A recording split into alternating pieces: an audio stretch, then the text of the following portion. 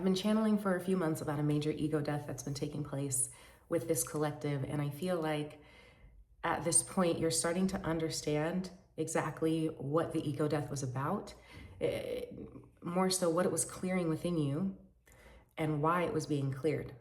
I keep getting messages around social responsibility. I woke up this morning, or not woke up, but as I was getting ready this morning, started to hear the song If You're Out There by John Legend, which is all about, finding your destiny, answering the call, understanding that you have a responsibility to humanity to follow your purpose, and like the time is now, basically. And as we may know or may not know, the North Node, which is about your karmic destiny, is moving into Aquarius at the end of July. And when the North Node moves into Aquarius, collectively, we are all going to be focused on the collective. We're going to be focused on humanity. We're going to be focused on how do we move humanity forward? How do we take care of each other? How do we bring people together?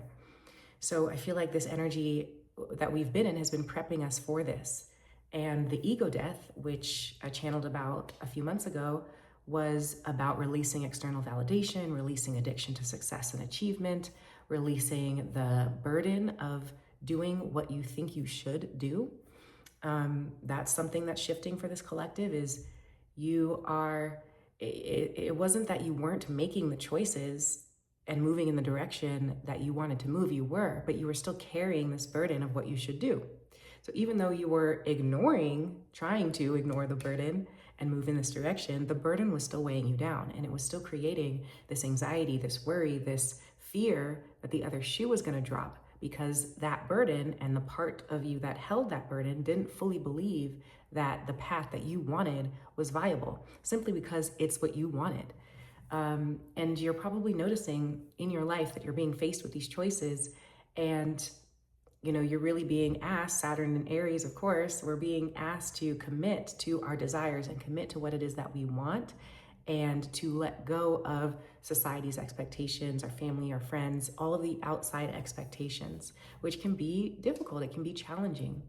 And even more, making decisions when we're relating to others that we feel like, oh, this is what societally acceptable to do, but I want to do this other thing, this other option that society says is wrong, right? So we're learning how to navigate and balance our desires and our relationships and connection. And all of this is preparing us for the North Node to move into Aquarius, where there will be much more human connection and human interaction.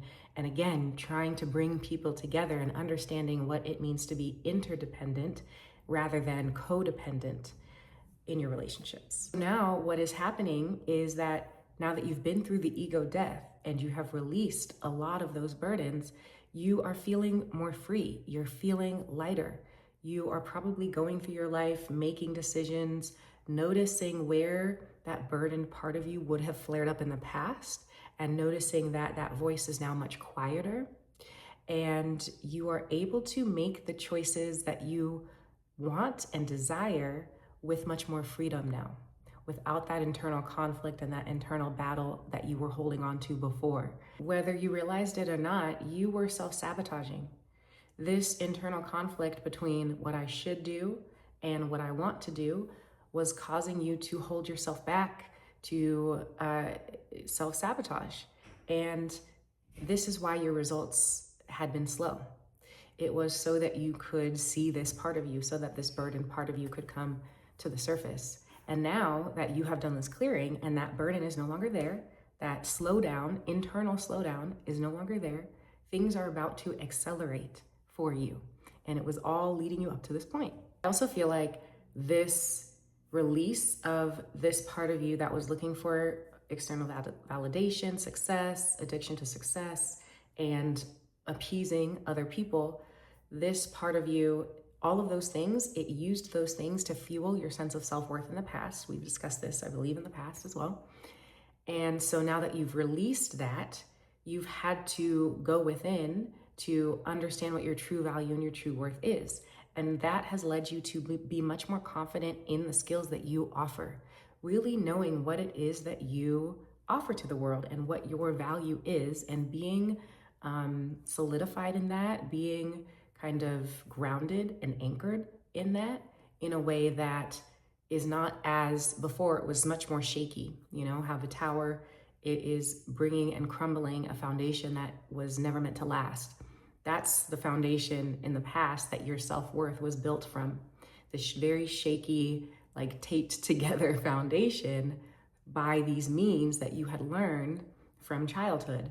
So all of that had to break down so that your self-worth could be this pillar of light that is not something that can be shaken, not something that can be manipulated, not something that can easily be self-sabotage or forgotten. And I'm also seeing that the way in which you were offering your gifts, like if you were someone who had a business or was starting a business, or even if you had a career where you're offering your gifts, the way that you were offering them was burdened as well. There was a lot of pressure on this method to succeed because your self-worth was built on a foundation of external validation, addiction to success, all of those things, right? So it was creating this intense pressure on whatever it was you were trying to build that was unsustainable and was blocking you from actually receiving the abundance that is owed to you, that you truly deserve, right? Because your skills and gifts are valuable, and you knew that, but now you feel it as truth in your body again. So because of all the pressure that you were putting on yourself to succeed with whatever this was, it had drained the fun out of it. You had stopped enjoying what you were doing. It had become this huge, momentous task, this extreme weight on your shoulders that there was no whimsy about, there was no magic about anymore. And so this period of having to face yourself really allows you to come back to your actual passion and to reconnect with your heart and the reason why you want to do what you do. And again, also to connect with your inner child innocence and your sense of fun and play and joy and creativity. All of that had to be freed because all of that was being held hostage by this part of you that needed success, needed it so badly. It was all that you could think about. So seeing this season of Married at First Sight, and there's one woman, I can't remember her name, but I remember she had 2 cats, she was a nurse, and she was dating this guy who at first seemed great, but ended up being a huge liar, manipulator. And the reason I bring up the cats is because they're bringing up the cats as a representation of protection, of your energy and discernment. And so it's like this whole experience of releasing this burdened part of you. That burdened part of you was susceptible to manipulation, was susceptible to people who would lie and try to take advantage of you, take advantage of your energy, take advantage of your kindness, take advantage of your compassionate nature, and drain your energy in doing so. So now that it's the idea of success, right? The idea of external validation, the idea of people pleasing. Those were the things that would allow you to even entertain someone to be in your life who was not a good fit. Because on a soul level, you would know that it wasn't quite right. But in your mind, you're like, no, but they check all these boxes of these things that I need to prop up my self-worth. So I need to keep them around. So that ability, that availability that you used to have to people like that is disappearing as this burdened part of you disappears. So you might notice people falling away from your life at this time.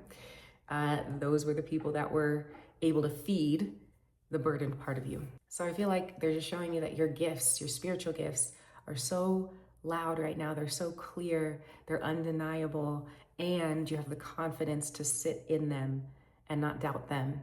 And then I was seeing the Pluto symbol, like the Pluto glyph in astrology, and the circle at the top of the Pluto glyph was glowing. Say that 10 times fast. But I feel like this is a symbolic of the alchemy that has taken place. I also feel like they could be saying that wherever your Pluto is, gives you a key insight into what some of your strongest spiritual gifts are. So I would look to where Pluto is in your birth chart. If you don't know how to read the chart or you're interested in getting a reading, I do offer mini readings, live readings that incorporate astrology. So feel free to check those out in the description below. But yeah, Pluto in general as a planet is about death and rebirth, right? You just went through a major ego death. It's about delving into the psyche. It's connected to the subconscious. It's connected to the taboo, the unseen, what's hidden. And it's also kind of can also associate with energies that maybe disgust us or we want to avoid. So things, again, that are taboo, things that are darker in nature.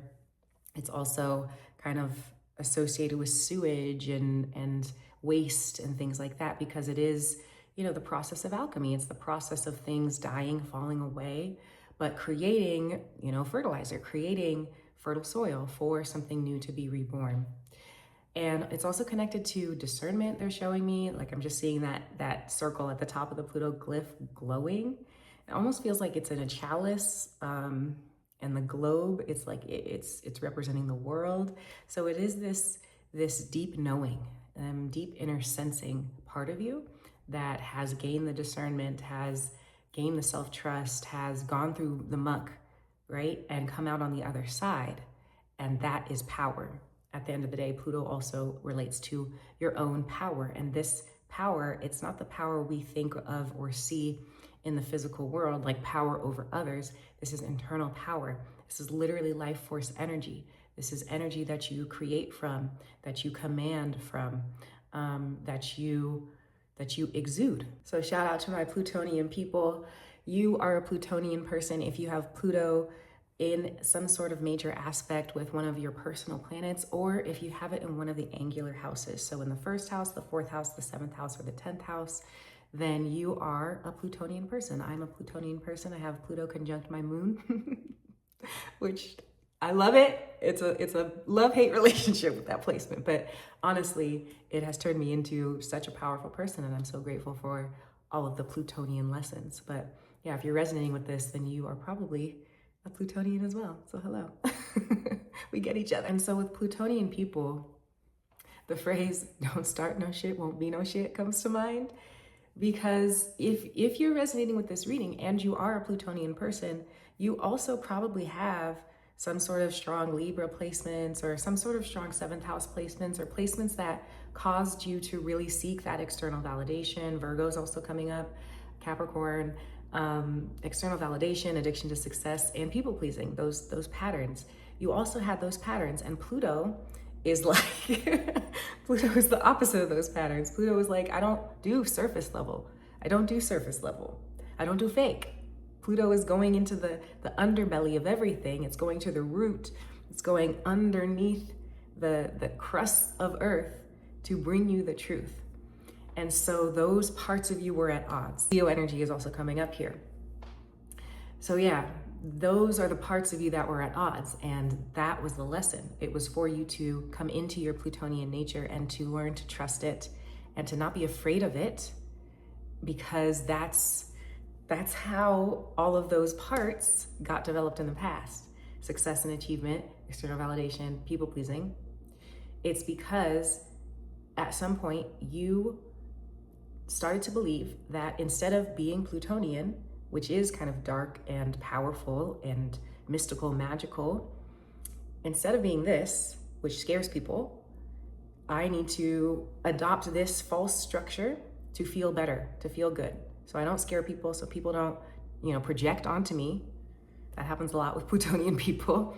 I need to protect myself by being these things that keep everybody on the surface, right? It's safer there. So that's why you went through this, and that ego part of you had to die. Those protection mechanisms had to die so this Plutonian part of you could rise. And so everything you were doing and trying to build in the past, you're trying to build as a facade, as a mask, to keep people from seeing your true Plutonian nature, to keep people from seeing your power. And it all crumbled. It all had to crumble before your eyes, which was probably a very painful experience, but ultimately rewarding, because you have stepped into what your true, authentic power is. The beautiful thing about knowing your power is, how they always say, life is a video game. Life is like a video game. You're going through levels, you're, conquering the quote unquote bad guys, or, your own shadows, really. But that's what I'm seeing, and it's like you're wearing a VR headset, but it's like you're aware you're wearing it. Imagine that that's what's happening. Your soul is somewhere in the ethers, wearing a VR headset, creating this life, this existence that you have on Earth. It's virtual reality, basically. That's what I'm seeing. But now I'm seeing that you are aware, fully aware that you're wearing the headset. Whereas before you would go in and out of awareness of this, you are now fully aware that you're wearing the headset. And this is where true power lies, because you are now also fully aware that you are creating it all, that you have the power to create it all, that you have the power to command it all. This is the true beauty of being a Plutonian person, because at the end of the day, also, it doesn't matter what has happened to you in the past. It doesn't matter what you have been through. As long as you alchemize it, you are unstoppable and you can create anything. There's nothing that can hold you back, because you have that power to alchemize it and to turn it into something.